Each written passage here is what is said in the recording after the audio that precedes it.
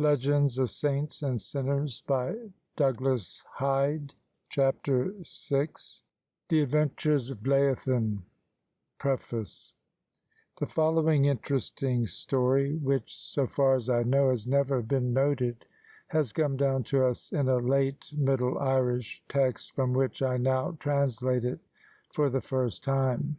My attention was first called to it years ago by my friend Dr. Nicholas O'Donnell of Melbourne, an Australian born and bred, but a good Irish scholar, who made a transcript of the story for me from an Irish manuscript which he picked up in Australia.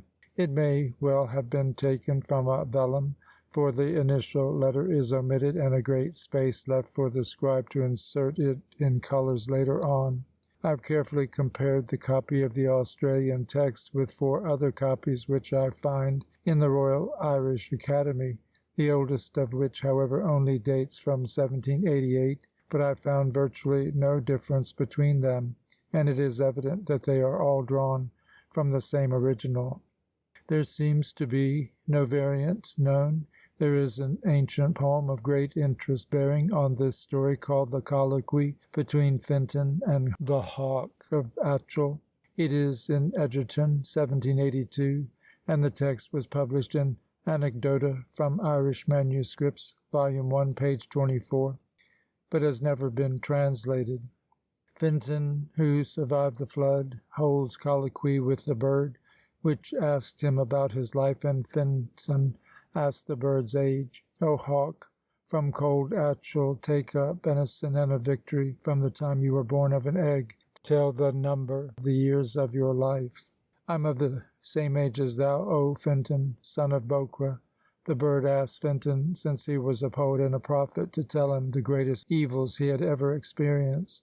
We learn from the answer that the ancient salmon in our story was really a rebirth of Fintan himself, and it is exceedingly interesting to find the wily old crow who ate Leithin's young ones appear upon the scene again as a leading personage in another drama. Fintan tells how the Creator placed him in the cold streams in the shape of a salmon, how he frequented the Boyne, the Bush, the Ban, the Suck, the Sewer, the Shannon, the Slaney, the Liffey, etc., etc. At last he came to Asseroe. A night I was on the wave in the north, and I at Seal frequented Asseroe. I never experienced a night like that from the beginning to the end of my time. I could not remain in the waterfall. I give a leap. It was no luck for me. The ice comes like blue glass between me and the pool of the son of Modharn. There comes a crow out of cold Atchel above the Inver of Asseroe. I shall not hide it, though it is a thing to keep as a secret. He swept away with him one of my eyes. The Gaul, or blind one of Asseroe, has clung to me as a name from that night. Rough the deed, I am ever since without my eye. No wonder for me to be aged. It was I who swallowed thy eye, O Fintan. I am the grey hawk who bees alone in the waste of Atchel. Fintan demands Eric recompense for his eye, but the implacable old crow answers, Little Eric would I give thee, O Fintan, son of Bokra the soft, but that one remaining eye in the withered head quickly would I swallow it of one morsel. The bird goes on to tell Fintan about the various battles it had seen in Ireland. As for the battle of Moyatura in Cong, it was there thy 12 sons fell. To see them, awesome was the blow, and I gnawed off each fresh body, either a hand or one foot or one eye. The old crow it was who carried off the hand of Nuad, covered with rings, which had been lopped off in the slaughter, and which was replaced later on by a silver hand, whence the king of the Tuatha de Danann received the cognomen of Nuad of the silver hand. But his real hand was the plaything of the crow's young for 7 years. He recounts all the eyes he had picked out of heroes' heads after famous fights. It was he, too, who perched upon Cuchulain's shoulder. When dying, he had bound himself to the standing stone. But though his life had almost departed from him, the hero pierced him with his cleton cured, or hero's little quill. I came above the hero as his countenance was darkening in death to eat his eyes. It was not an errand of luck. I stoop my head. He feels me on his face. He raises up his weakening hand. He puts his hero's little quill through my body at the first effort. I take a troubled flight to Innis Guide, across the valleyed sea, and draw forth from myself, rough the task, the hard, tough shaft of the dartlet. The head remains in my body. It tortured my heart sorely. Sound I am not since that day, and I conceal it not, since I am old. It was I who slew, great the tidings, the solitary crane that was in Moy-Liana, and the eagle of Druim Brioch, who fell by me at the famous ford. It was I who slew, pleasant the supper, the solitary crane of blue Innis Gaid. It was I who chewed beneath my comb the two full fat birds of Leithin. It was I who slew Royal the rout, the slender black foot of Sleeve Fuaid, the blackbird of Drum Segsa of the streams, died in the talons of my daughter. It is plain, then, that this ancient poem, found in Egerton, 1782, and in the Book of Fermoy, actually presupposes our story, and has a close connection with it. The story. A gentle, noble, renowned patron there was of a time in the land of Ireland, whose exact name was Ciaran of Clouan. A good faith had he in the mighty Lord. One day Ciaran bade his clerics to go look for thatch for his church on a Saturday of all days, and those to whom he spake were Sailman, son of Beogan, and Maolan, son of Naoi.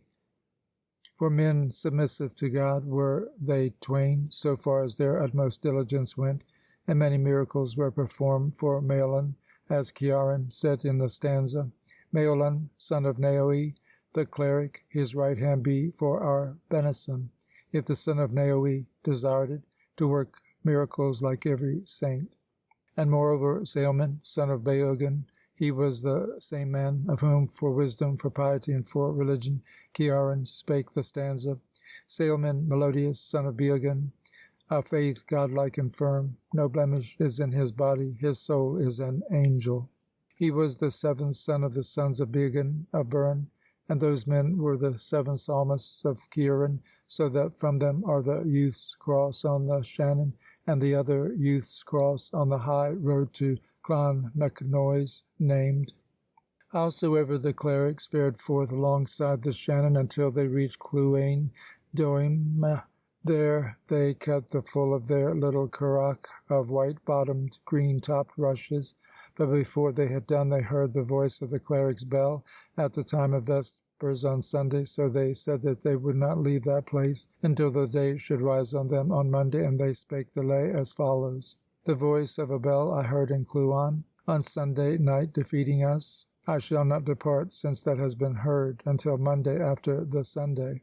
On Sunday did God shape out heaven. On that day was the King of the Apostles born. On Sunday was born Mary, mother of the King of Mercy. On Sunday, I say it, was born victorious John Baptist. By the hand of God in the stream in the east was he baptized on Sunday. On Sunday, moreover, it is a true thing, the Son of God took the captivity out of hell. On a Sunday after the battle shall God deliver the judgment of the last day. On a Sunday night we think it melodious, the voice of the cleric I hear, the voice I hear of a bell on drum diobrade above the pool. The voice of the bell I hear, making me to postpone return. The voice of the bell I hear, bringing me to Clouan. By thy hand, O youth, and by the King who created thee, my heart thinks it delightful, the bell and the voice.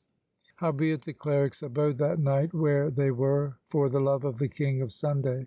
Now there occurred that night a frost and a prolonged snow and a rigour of cold, and there arose wind and tempest in the elements for their scathe, without as much as a bothy or a lean-to of a bed or a fire for them. And surely were it not for the mercy of God protecting them round about, it was not in the mind of either of them that he should be alive on the morrow after that night, with all they experienced of oppression and terror from the great tempest of that wild weather, so that they never remembered their acts of piety, or to say or sing a prayer. Nor could they sleep or rest, for their senses were turned to foolishness, for they had never seen the like or the equal of that storm, and of the bad weather of that night, for the venom of its cold, and moreover for the bitterness of the morning which followed it. And as they were there on the morning of the next day, they heard a gentle, low, lamentable, woe-begone conversation of grief above their heads on high, on a tall, wide extended cliff, and the meaning was revealed to them through the virtue of their holiness. And although much evil and anxiety had they suffered, still they paid attention to the conversation and observed it. And they between whom the conversation was were these, namely, an eagle who was called Leithin, and a bird of her birds, in dialogue with her, piteously and complainingly lamenting their cold state, pitifully, sadly, grievously. And said the bird to the eagle, Leithin, said he, do you ever remember the like of this morning, or of last night, to have come within thy knowledge before? I do not remember, said Leithin, that I ever heard or saw the like or the equal of them since the world was created. And do you yourself remember, or did you ever hear of such weather? Said the eagle to the bird. There are people who do remember, said the bird. Who are they? Said the eagle. Dub Cho Sak, the black-footed one of Ben Galban. That is the vast-sized stag of the deluge, who is at Ben Galban, and he is the hero of oldest memory of all those of his generation in Ireland. Confusion on thee, and scathe, surely thou knowest not that. And now, although that stag be far away from me, I shall go to see him, to find if I may get any knowledge from him. Therewith Leithin went off lightly, yet was she scarcely able to rise up on high with the strength of the bad weather, and no more could she go low with the cold of the day, and with the great abundance of the water. And though it was difficult for her, she progressed lightly and low-flying, and no one living could reveal or make known all that she met of evil and of misery going to Ben Galban, looking for the black foot. And she found the small-headed, swift-footed stag scratching himself against a bare oak ramp-pike, and Leithin descended on a corner of the ramp-pike beside him, and she saluted the stag in his own language, and asked him, was he the Blackfoot? The stag said that he was, and Leithin spoke the lay. Well for you, O Blackfoot, on Ben Galban high, many moors and marshes leap you lightly by. Hounds no more shall hunt you since the Fenians fell, feeding now untroubled on from glen to glen. Tell me, stag high-headed, saw you ever fall such a night and morning? You remember all. The stag answers, I will give you answer, Leithin, wise and grey. Such a night and morning never came my way. Tell me, Blackfoot, said Leithin, what is thy age? I shall tell thee, said the Blackfoot. I remember this oak here when it was a little sapling, and I was born at the foot of the oak sapling. And I was reared upon that couch of moss at its foot until I was a mighty great stag. And I loved this abode ever, through my having been reared here. And the oak grew after that till it was a giant oak, and I used to come and constantly scratch myself against it every evening after my journeyings and goings during the day, and I used always to remain beside it in such wise till the next morning. And if I had to make a journey or were hotly hunted, I used to reach the same tree, so that we grew up with one another, until I became a mighty great stag, and this tree became the bare withered rampike which you see, so that it is now only a big ruined, shapeless stump without blossom or fruit or foliage today, its period and life being spent. Now I have let a long period of years go by me, yet I never saw, never heard tell of, in all that time, the like of last night. Leithin departs to return to his birds after that, and on his reaching home the other bird spoke to him, have you found out what you went to inquire about? I have not, said Leithin, and she began to revile the bird for all the cold and hardships she had endured. But at last she said, who do you think again would know this thing for me? Said Leithin. I know that, said the bird, Dub Gwar, the black caller of Clonfert of Barachan. Well then, I shall go seek him.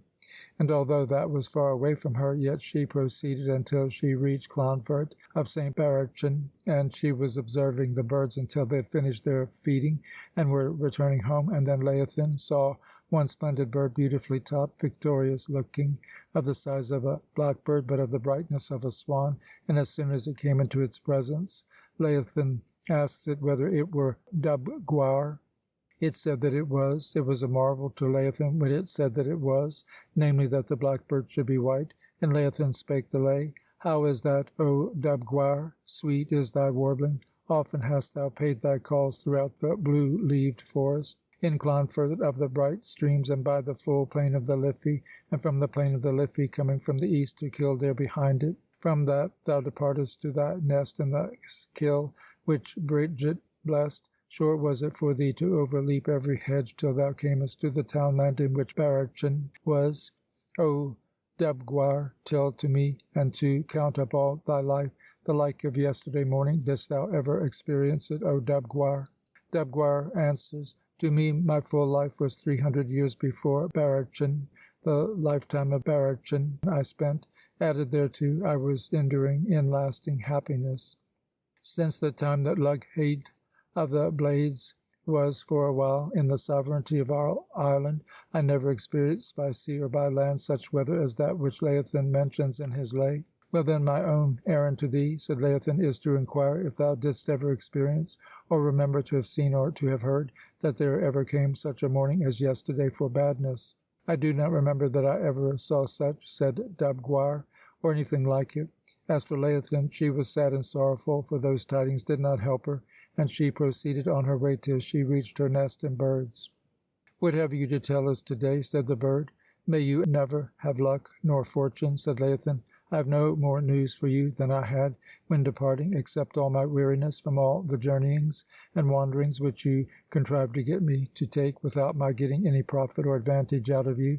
And with that she gave a greedy venomous drive of her beak at the bird, so that she had like to have made a prey and flesh-torn spoil of it, with vexation at all the evil and misery she had experienced going to Kildare, so that the bird screeched out loudly and pitifully and miserably.